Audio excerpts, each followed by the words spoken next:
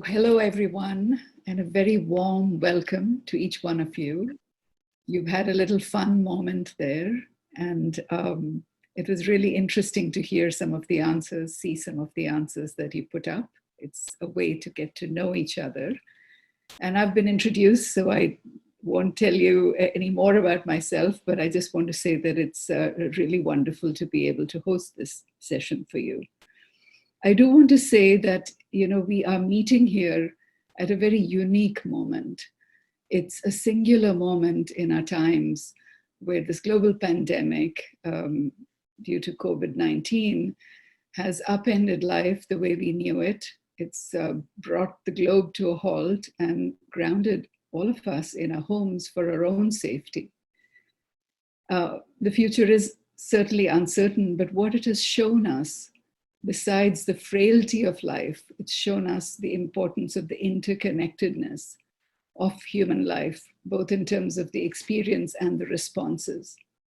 So at times like this, when impacts no borders, no races, no religions, everybody is in this together, the uncertainties and the ambiguity can, it's natural for that to lead to a bit of fear and anxiety and concerns about the future. A lot of you who may be graduating from school or from college may not find internships. Some of the internships are no longer here because firms are closed. And there are many changes. And we also worry about the well-being of friends and family who are scattered around the world. That said, there couldn't be a better moment or a more opportune moment for us to come together, look ahead, and look deeply within as well, to build and cultivate strengths and new capabilities that'll allow us to bounce back stronger and more resilient when this is over. So that is the goal of these 3 days here. And we will have a lot of different ways in which we can do that building up. But in this session, I want to make a beginning by inviting all of you to take a more candid and deeper look at where we are in our trajectories in our lives, where we want to go, what prevents us from getting there, and what do we do to get past some of these barriers that keep us from being who we want to be. It's also setting the stage to create the safe space that Akshata and Diksha spoke about, where we can be ourselves and in a way let some of the veils fall. So that said, I'm going to move forward. This is what we have planned for the next 40 minutes. The first exercise is meeting ourselves. So we will talk a little bit about ourselves through a set of questions.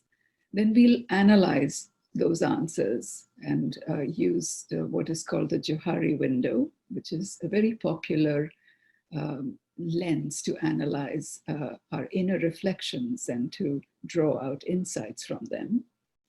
And then we will play what is called a frame game, or mind frames is what we call it. The point being that how we frame something really shapes what we do about it. So if we want to tell our story in order to move forward, how we are telling ourselves that story will make a big difference to what we do as we take our next steps. So we'll have a little exercise there.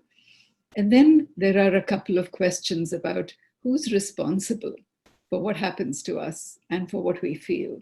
So we'll go back to Kafka and look at the parable of Before the Law. It's a very short story, and we'll bring that in here. And we'll close by a very uplifting path forward, which is to say that the key is in our hands. And in fact, we can design our own destiny, as Daji, the Global Guide of Heartfulness, tells us. So we look at what that means and how that happens. So given that this is something that I've spoken about already. So I'm going to move forward and take a moment. Oops, sorry. Just trying to move it forward. Yes, here you go. So we've practiced this already in the plenary, where we looked within. And since we can't see each other and we can't shake hands or even do anything else, let's connect with the hearts again. And we won't take very long, but this is just a way to center ourselves. So just sit with your eyes closed for a few moments and connect back to that space of love and light in your heart that Deeksha spoke about. Allow that feeling of warmth to rise up and to be experienced, and radiate that out to everyone around you, everyone on this call, all of us. And in fact, radiate it out beyond all of us to others in the world that would be touched or benefited by this warmth that we send out. And let's make the thought that these minutes that we spend here together are to our highest good and benefit all of us. And that we go into these sessions with an open heart, with an open mind, and curiosity about what we can learn. And a willingness to kind of suspend judgment and put down our assumptions to find new ways of seeing and being. So with that, just be in touch with your heart once again, and then open your eyes and come back into the present moment.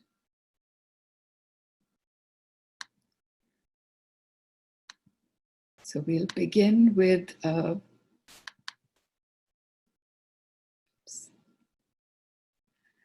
meeting ourselves, which is a set of questions that some of them you've already answered, so they may be redundant, but let's do them because there might be some on the call that joined later. And throughout this session, it'll be great to have your journals out, because before we do the menti.com sessions, we'll journal them for ourselves as a record that you can keep. So let's begin.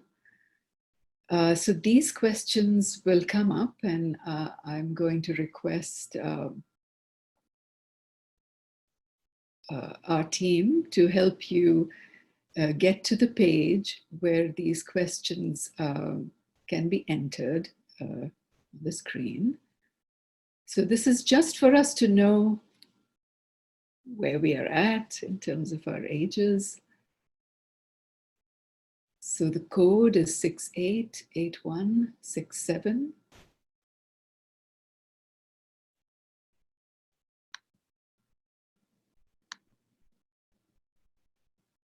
And you can just go to menti.com, enter the code,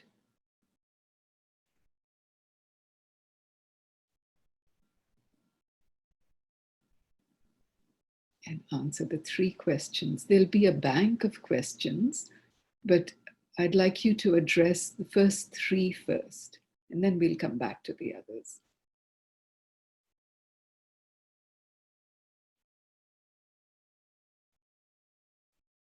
Right, so here we go. We are mostly in the 20s, all the way from 19 to 26, and some of us, it's well distributed. So some of us are in our late 20s, and there are some who are very young and might be in school. Great, so welcome everyone.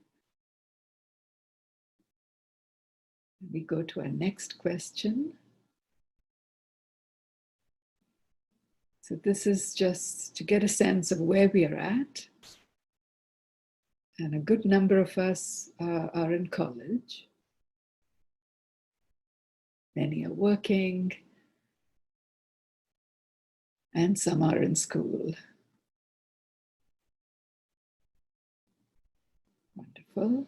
Thank you. Let's move forward to the next question.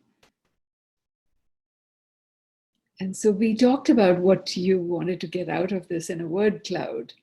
And let's see what comes up here, that you want to analyze yourself, gain a deeper understanding of myself, to know myself better, discipline setting, some motivation, goal setting, self-introspection, explore my inner self, calmness, know myself and learn, improving my mental state and well-being, lots of learn about myself, self-betterment, open to everything, calmness, time management. Excellent. Thank you. And then I think we have exhausted those questions for now. We'll come back to a second set of questions just momentarily. So this was a way for us to get to know each other. And now I'd like us to get ready to go a little deeper. That is to begin to, look within. So here the journal will be very, very helpful. And what I want us to do is to first answer these questions that are now going to follow in your journals. And then at the end of that session, we'll go back to menti.com and put them in. So I'll come up with, we'll talk about the first question. And the first question is about how you think of yourself and how you think the world sees you. So if, I was to describe myself, let's say I would say I'm open-minded, empathetic, curious, those kinds of things come up. And what are some of the words, 3 or 4, that best describe you? So just take a few moments and look within and write them down in your journal.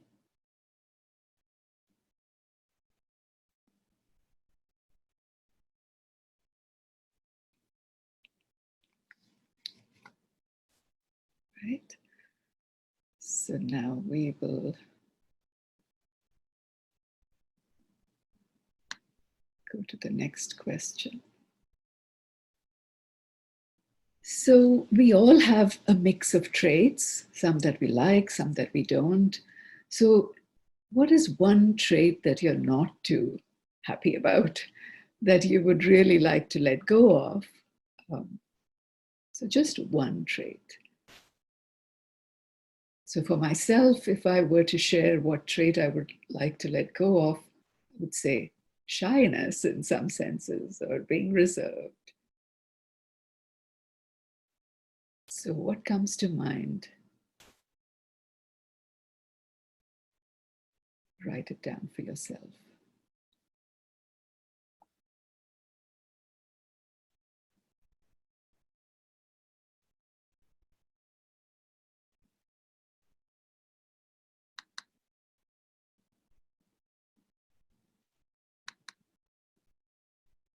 Then we go to the next question. And here the question is a little different. And that is that sometimes we have traits and habits, tics, if you will, personality tics, that we are not aware of. And so sometimes we can be really surprised when somebody comes up and says, oh, this is what you have this trait in you. And that can be both positive or it can be negative, which we may not have been aware of, but somebody else has seen. And so we may be surprised by that observation. So for example, in my own case, I would say that when I was given how reserved I sometimes feel I am, I was a bit surprised when friends said, you're so spontaneous. So I was very happy to hear that, but I was not aware of that. And the negative part of it had to do with judging, which I thought, I don't judge, but then somebody experienced it. So this is a path to self-awareness which is really, really important, where we get feedback from others. And rather than shutting that down, how can we use it? So here again, take a moment and write down, if such a thing happened to you, what was it that was pointed out to you that you were not aware of as having traits in you, negative or positive? And there is no judgment here. We are all in this together. So just feel safe in taking a look and writing down in your journal.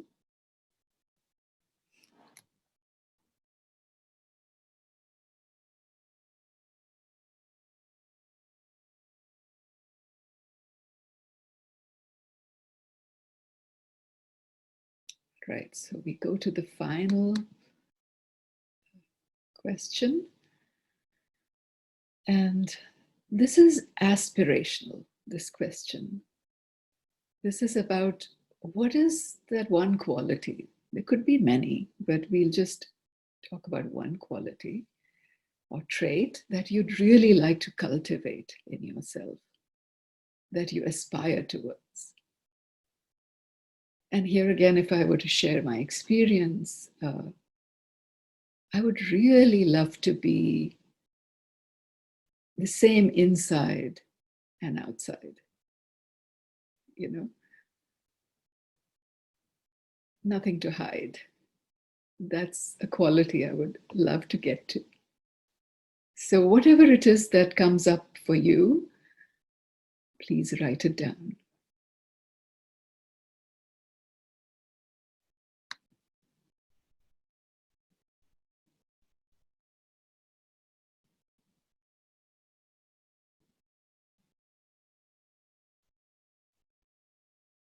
Right. Now let's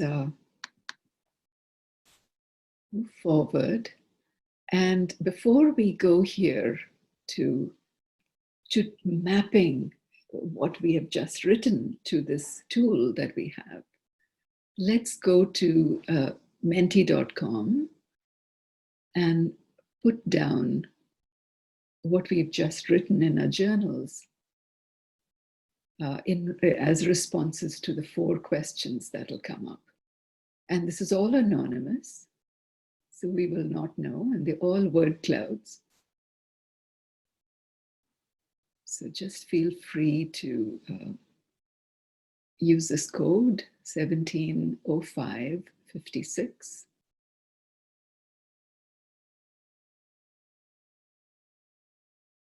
And answer all of the 4 questions. And when you're ready, we'll look at some of the answers.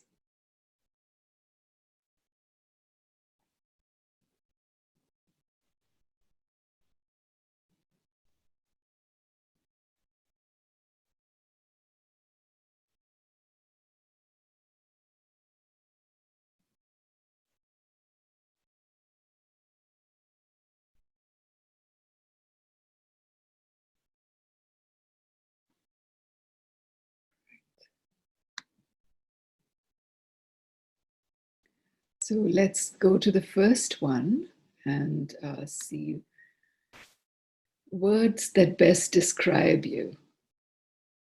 Empathetic, open-minded, calm, funny, that's wonderful, friendly, introverted, many of us are, sensitive, lazy, that's very candid, but that too many of us are, and cool, passionate, unique, smart, caring, creative, humble, honest, emotional, kind. You guys are a great group. Wonderful. So thank you for sharing, and then we'll move to the next one.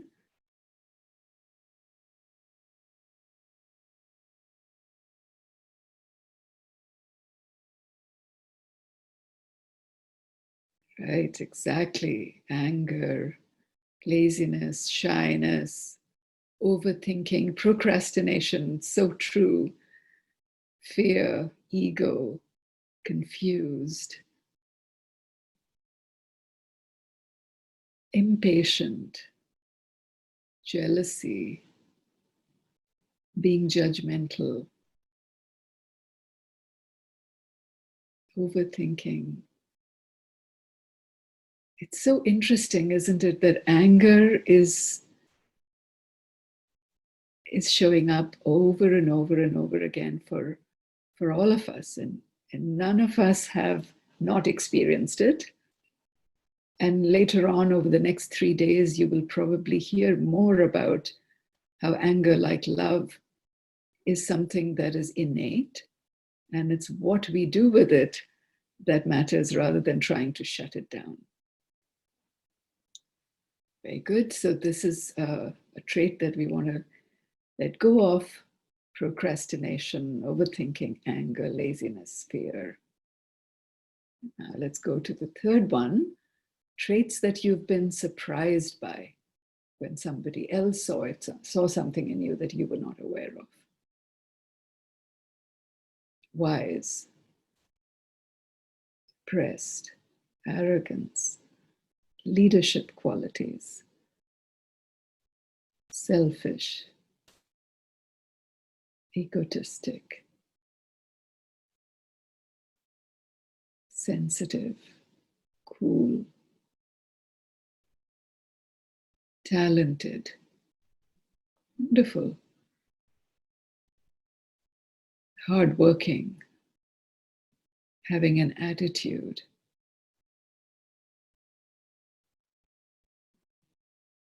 understanding, creative, leadership qualities, sensitive, judging, reserved, somebody said no, so they haven't been told of a trait. Thank you, very good. So this shows us, before we move to the next one, this shows us that it's not just bad stuff that people point out, that they could, but they also talk about under appreciated qualities that we may have, that we could nurture. And when somebody reflects back a trait that is not so great, like anger, for example, or arrogance, that too is something that can help us disrupt the story we tell ourselves often about how we are, and actually do some real work. So this is very productive. So let's go to the last question. A trait that you'd like to inculcate and develop.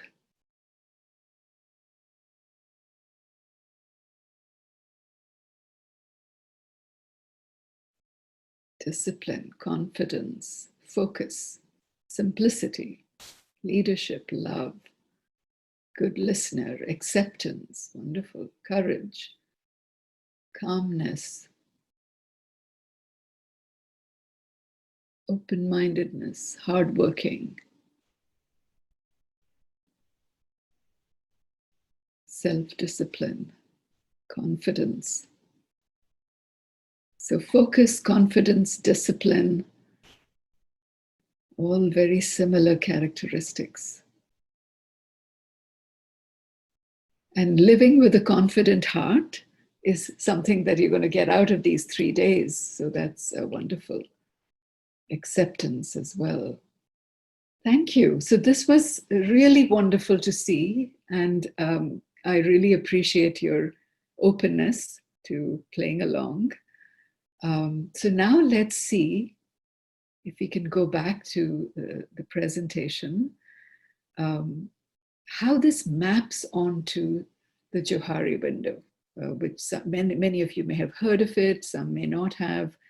So Joseph Loaf and Harry Ingham were the developers of this window, which is widely used by leaders in management circles, in self-development circles, in all kinds of places. So it's an interactional self-awareness model or tool where we are mapping feedback and disclosure. Feedback that we get from others, and disclosure meaning what we tell others on a high to low scale. And it gives us a 2x2 matrix. And it's a very good tool to kind of mirror and map our feelings and experiences, knowledge and attitudes and skills, intentions and motivations as well, in relation to others. So we come to know a little bit about how we are with others or in a field. And so let's move on and see what this looks like. So this is what it looks like, the 2x2 matrix. So at the top is what is known to me and what's not known to me. And on the x-axis is what's known to others and what's not known to others. So quadrant 1 is called the arena, and that is the free space or the open space where there are no secrets. Nothing is hidden there. Everything is out in the open. So I know what I know, and others also know that. So when we have a condition like this, there is better understanding. Communication can be a little easier because people are not scaling walls of hidden agendas. Things are out in the open. And the bigger this quadrant is, the easier it is for us to be more with ourselves as well as with others. So if somebody is like an open book, or like what I had said was my aspiration to be on the outside what I'm on the inside, then this quadrant would be very large. And also people who can communicate well with others have this quadrant as very large. So that's quadrant 1. Quadrant 2 is our blind spots. So the questions that we asked, were you surprised when somebody said you have this trait and you were not aware of it? And those are our blind spots. And they can come about not only because we don't know about them, but we may not want to go there. We may not want to acknowledge certain parts of us, or it may be too hard for us to deal with certain things. For lots of reasons, we have this arena where feedback from others is what helps us see this part of us. But the fewer our blind spots, the easier it is for us to have encounters with others that don't then surprise us. So blind spots can be something that can trip us up. And so the goal is for this quadrant to shrink over time. Quadrant 3 is what I know about myself, but others don't know. So this, again, for lots of reasons, we may have good and bad traits or good and bad aspirations. I mean, good aspirations and some, difficult ones that we may harbor that we may not be willing or ready to share with others. So it is like somebody else is one way on the outside and a different way on the inside. So this is also the mask or the veil. This quadrant is also known as the mask and the veil. And here we decide whether to let somebody in or not. So again, the larger this quadrant is, the more secretive a person is, and harder it is to, for them to be out in the world in relationships, even with themselves. And the fourth quadrant, number 4, is the unknown. This is what I don't yet know about myself, and others don't either. So you can think of this as the subconscious, or you can think of this as a superconscious or superconsciousness, things that we strive towards. This could also be undetected or underappreciated or underdeveloped qualities in ourselves that we haven't been able to develop yet because we haven't had a chance to express them or grow them, or haven't had the training to be able to, excel in them. So this arena indicates work that we can do on ourselves in order to grow. So again, eventually this becomes smaller and smaller, but because the unconscious can never disappear, it's really about exploration. This arena is about more and more exploration. The more open-minded we are, the more we're willing to explore and develop. And as things develop, they go into quadrant 1, or they could go into into quadrant 3. But you can move from quadrant 2 to quadrant 1 by asking or eliciting feedback from others, because I don't know enough and others do. And people have ways of checking in often. And you can go from quadrant 3 to quadrant 1 by telling others, by letting them in on some of the things that we are struggling with or that we harbor within ourselves. And as I said before, that all the movement is towards a bigger quadrant 1. So this is a bit of a description, which I've gone over. It just tells us under different conditions, what might happen, what these kinds of places are about, but there's no need to spend more time here on this. So if you notice the questions that we asked ourselves with those 4 questions, the first question about how would you describe yourself, sort of in ways that others also might know, goes to quadrant 1. And then quadrant 2 is probably something, quadrant 3, question 2, which is about a trait that you're not so happy about, could be that that trait is hidden at the moment, or it could be a trait that you're not aware of. But here, because we asked ourselves about traits that we are aware of, it's probably from quadrant 3. And then quadrant, the third question that we asked about, were you surprised when somebody gave you feedback about a quality, goes to quadrant 2. It reveals our blind spots. And then aspiration often is in quadrant 4, or that's something that we want to, grow and enlarge.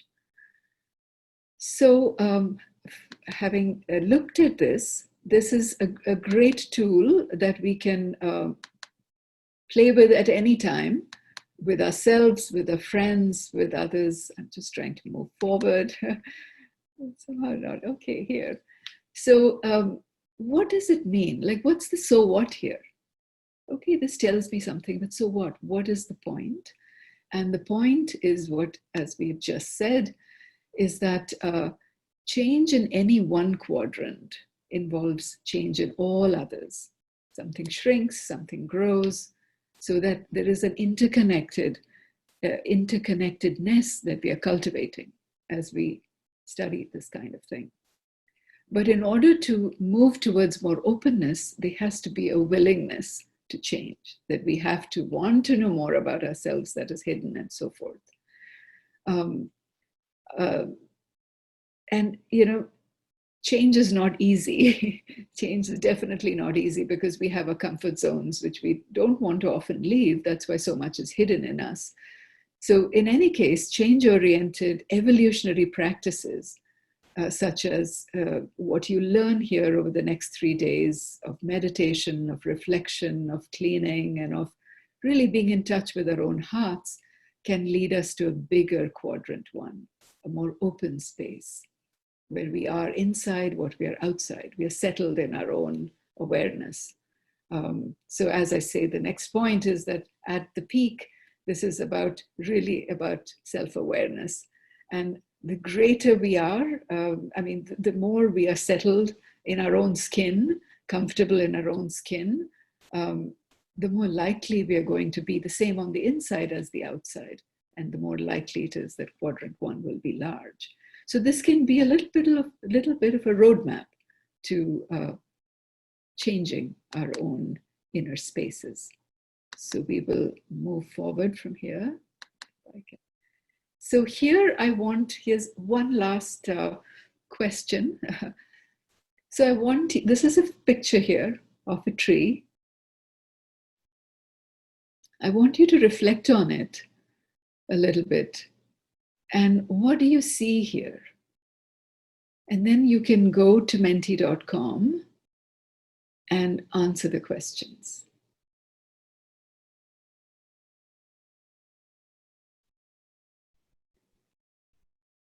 So here is what was evoked in you by seeing that image. And there is no right or wrong answer at all. It's just accessing what I immediately experienced.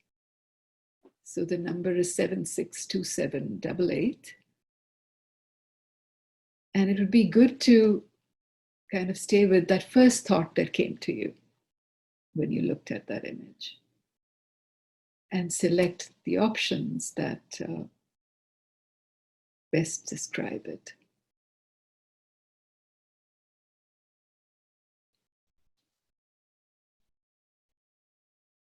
Wonderful. So here you can see that how we see something, the same thing, can be very different, both at different times in our own lives and amongst different people. So a lot of people saw that tree as beautiful. It had no leaves, it was shorn. It could also be seen as dead because it didn't have anything in there. And so a lot of people saw it as dead.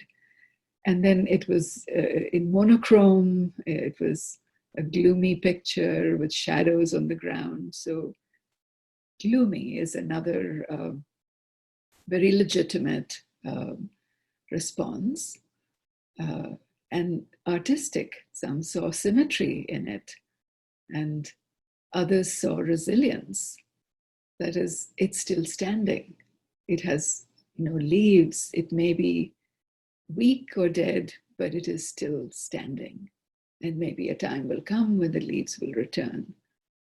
So there is no right or wrong, but the point here, and we'll return back to our, I mean, it's very interesting, the parity between beautiful and gloomy, very similar, and between dead and resilient, similar also. So let's go back to the presentation and move on.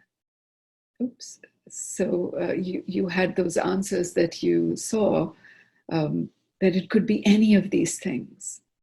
And the point here is, oops, I need to go back one slide. Yeah, the point here is these mind frames that we are talking about is all about the story we tell ourselves. What is the story we are telling ourselves about what we are seeing and experiencing in our life, about the circumstances of our life? And as we just saw, that there can be very many different stories that can be told for the same circumstances. So we sometimes find ourselves very stuck. And in a way, the point of this exercise is that that stuckness itself is a frame. That if we just step back, like that elephant that Diksha was talking about, the blind men and the elephant, we might figure out a bigger story that need not be the one we have been carrying with us all the time. So it's a hopeful kind of place to be, to recognize that these are mental maps. This is what my mind is doing to me. The second point I want to make with this exercise is that, you know, how we frame something really shapes what we do about it. That is, if we want to frame a problem, the way we frame that problem will determine where we will go to look for the solution. So in the COVID crisis, how different cities and economies are framing the problem is pushing them to looking for solutions in that way. And, you know, same as with our lives. So we go forward to the next slide. And here I want to, again, let's go back once. And here I want to have us walk through a few exercises. We, of course, cannot talk, but you can make a note of it in your diaries, in your journals. And the credit for this exercise, this whole set of exercises on mind framing, comes from Surat Sehgal, who is a heartfulness trainer. And he recently had a workshop where he used some of these. And so these examples come from that workshop. So they all apply to everyday stuff that happens in our life. So here is one. I'm really tired. I have too many deadlines. And this can be if you're a student. It can be if you're in college. It can be true if you're working.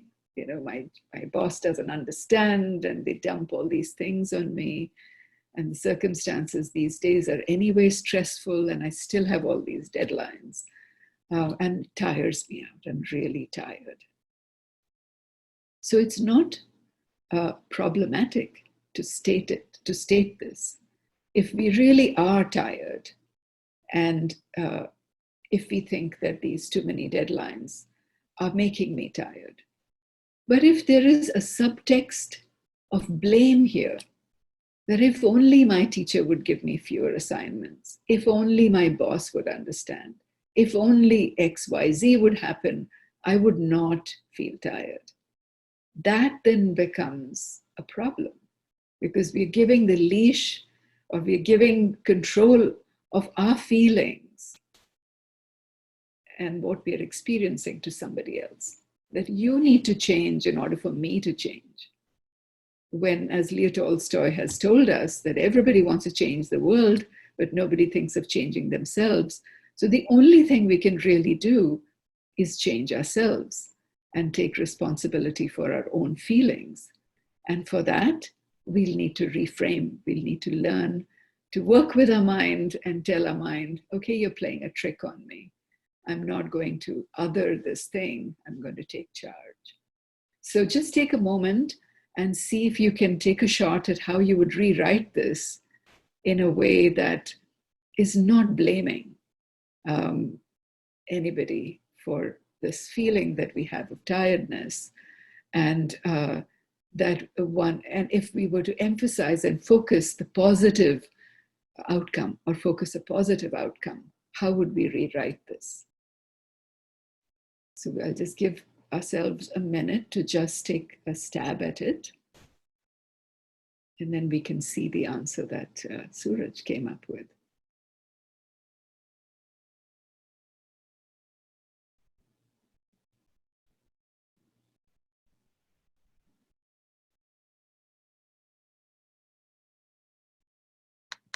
Right, so let's see what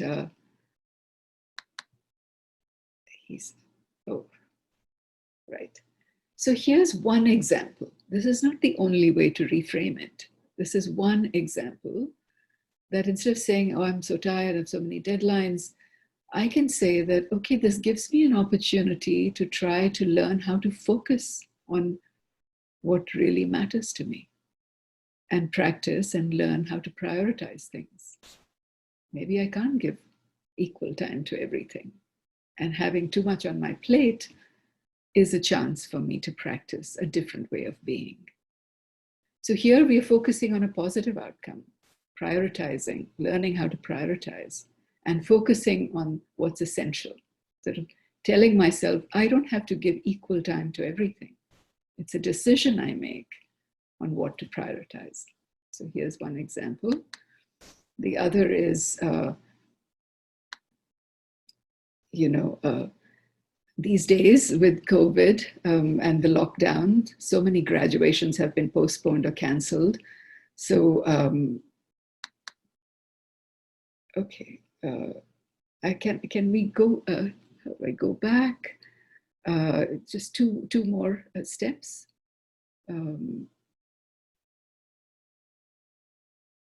Okay, yeah,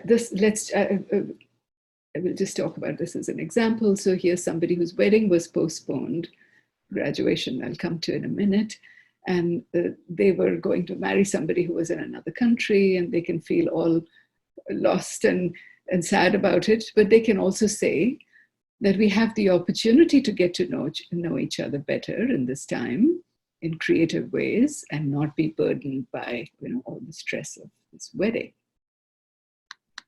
Then let's look at the graduation story that, oh, it's so awful that my graduation got canceled. The silver lining is that I got to spend time with my family. But see what we do here when we silver line. When we silver line or say, at least I got to spend time with my family, it is subpar, not good enough, just barely enough. I'm trying to salvage the situation.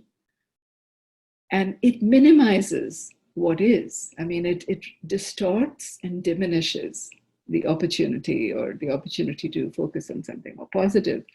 So here is an example that because my graduation was canceled, I was able to focus on thoughtfully reaching out and checking in with people who truly shaped my education. So this is Suraj's answer to this reframing.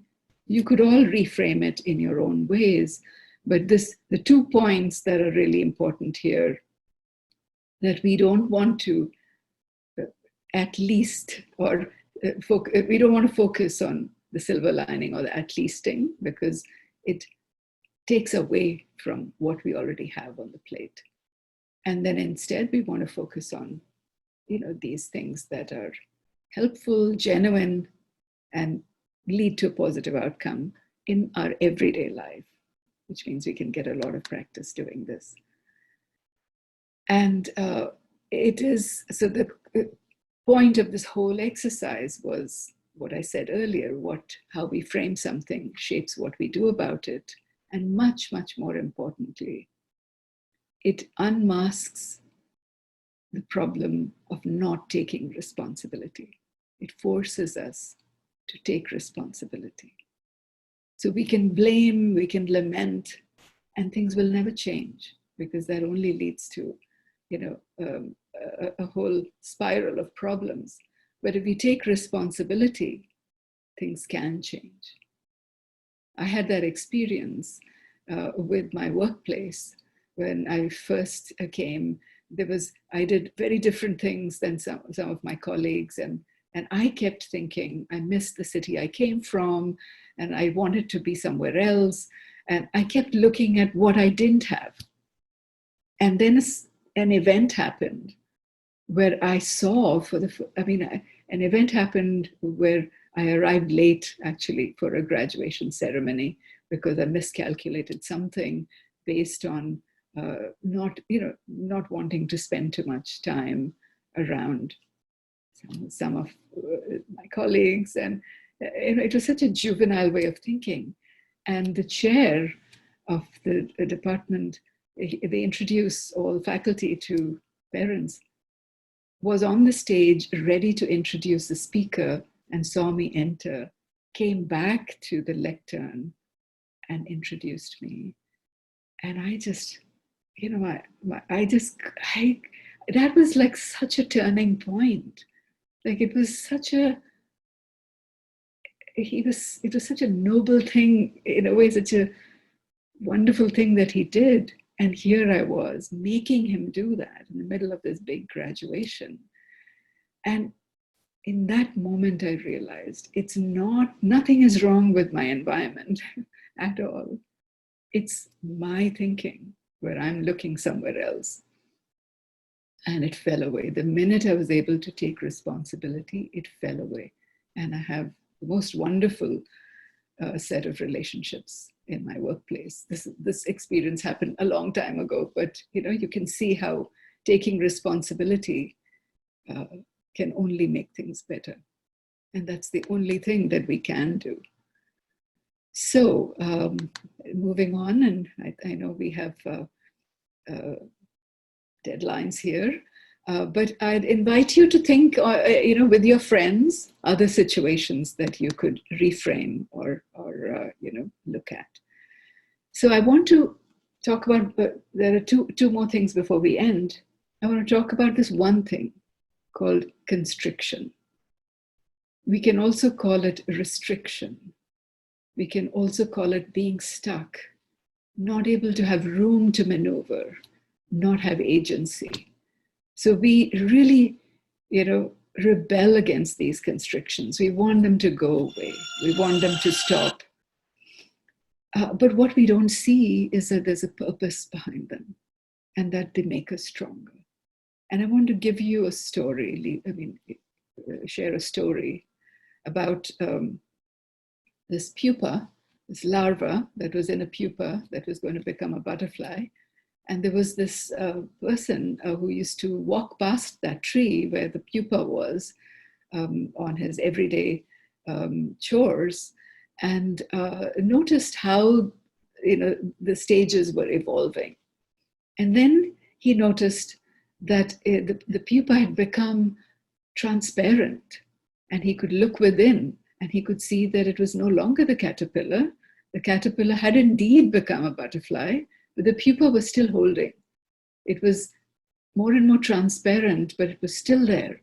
And he could see the butterfly trying to move its wings and, against that constricted space of the pupa, and not be able to.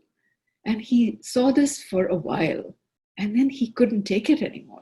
He said, this is so unfair. I mean, something's gone wrong with this pupa, and it should have opened up, and I need to rescue this butterfly.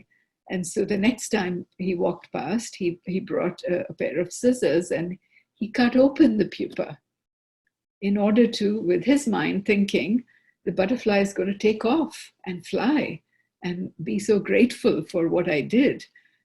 And instead, the butterfly falls to the ground, never to ever fly. And if you look at science, what science tells us about these stages, it tells us that the goal of the purpose of that pupa stage, the constricted stage, is to push the blood from the body of the larva, or now the just turned butterfly, towards its wings, so that the wings can be strengthened and made stronger so that it can really fly. And that it's not a problem. It's not that somebody's locked them in. It is nature's way of strengthening them. And that's truly what happens with each one of us. And I would say, from my own experience, I would urge you to look at your constrictions, your stage of constriction or your restrictions when you don't feel you can move as much as you'd like to look beneath that, to see what is the lesson here? What am I being taught? What am I learning? Where have my muscles to be strengthened? My inner muscles or otherwise. So the constriction stage is a stage of growth. It's actually a gift. So with that, I want to come to the last part of this session, which is linked to this idea of responsibility and the framing and all the things that we've talked about so far. Who holds the key? Who is it that holds the key to our own growth, to our own ability to change? Firstly, we have to have the desire and the interest to change. And if that happens, we can move to the next step. But we quickly encounter lots of problems, barriers, other people who come in the way, and then goes the blame game starts.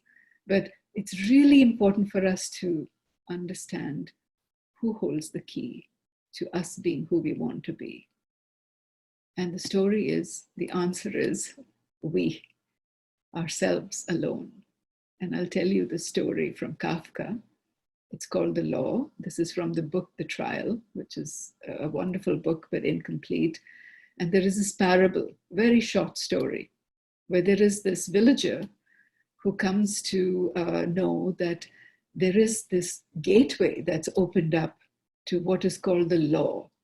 So he doesn't describe what the law is, but you can think of it as something higher, as enlightenment, or even the higher courts, that is justice, however you want to see it.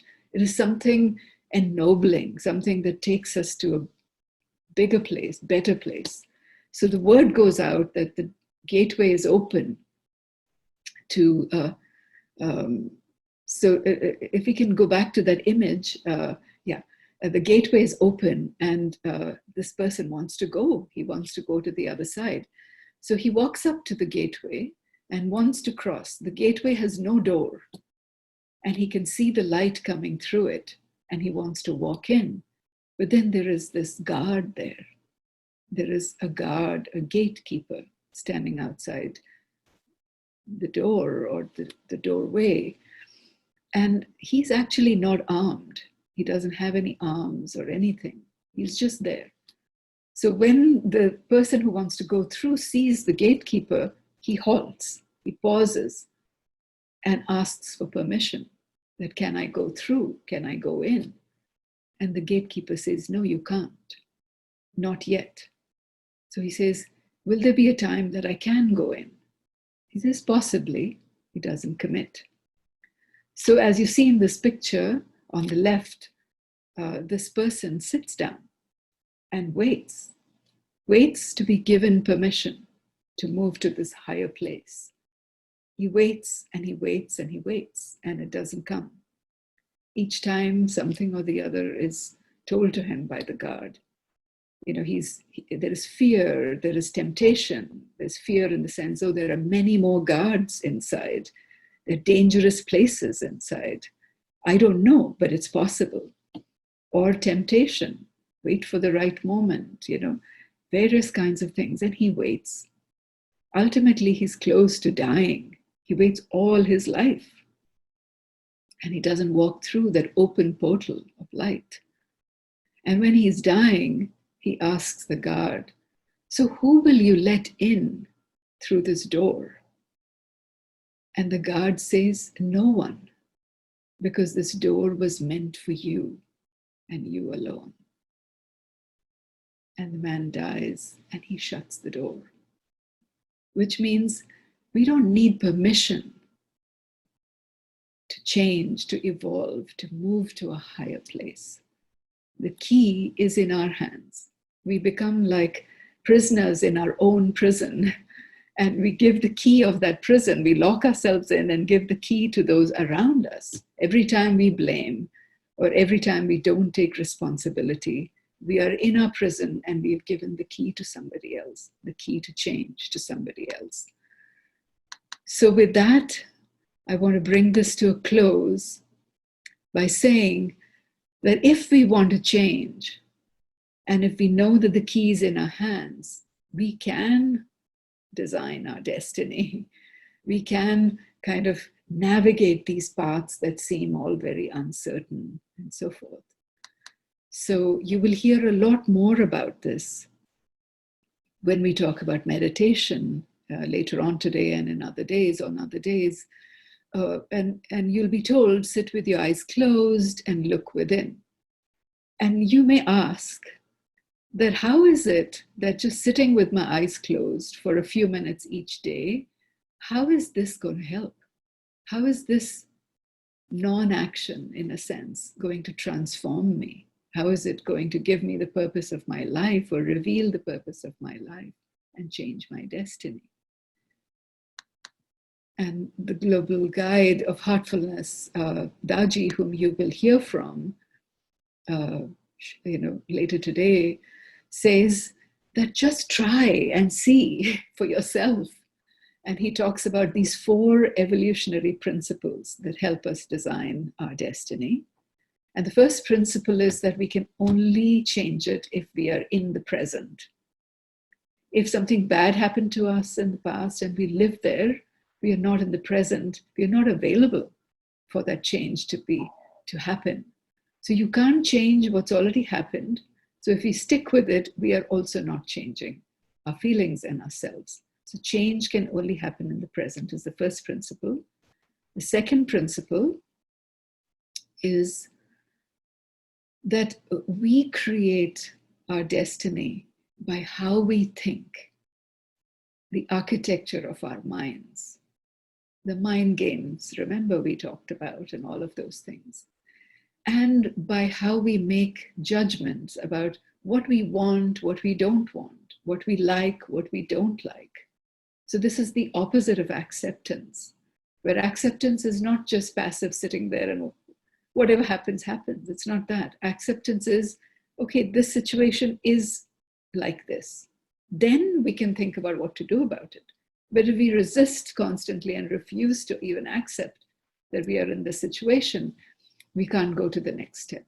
So the second step is what our mind is like and how we think. And because the mind is such a big driver here in the second principle, the third principle is that we need to work on our mind to make it such that it allows us to look forward and to change. And for this, a meditative practice is the catalyst. That's the way things will happen. And the final point is that once it happens, once we are able to change ourselves from within, the change goes from inside out, then we include others as well. It's not just about me. That if I change, even in a minuscule way, something in my environment changes. And so it is about a collective good. It is about not just me and mine, but something bigger than me. It's about a process that can influence and change the direction of humanity. And coming back to the story that I mentioned about my colleagues and how I was keeping aloof, once my veils fell, I didn't tell them anything. I just changed my thinking, and everything changed. My experience changed. My in a way, take on how everything was changed. And they didn't change. They were just the same. I changed, right? So we have that opportunity, each one of us, to follow these principles. And with that, I bring this session to a close, and I want to thank you very much for your patience. I may have gone over time a little bit, but thank you. And I hope this meant something to you and provided some insights. And we don't have time for questions, but I would love for you to journal it. Put down an observation that you would have liked to share or a question. And we might be able to do a menti.com kind of space where you can put it in later on over the course of these 3 days, which we can reflect back to you. Thank you very much.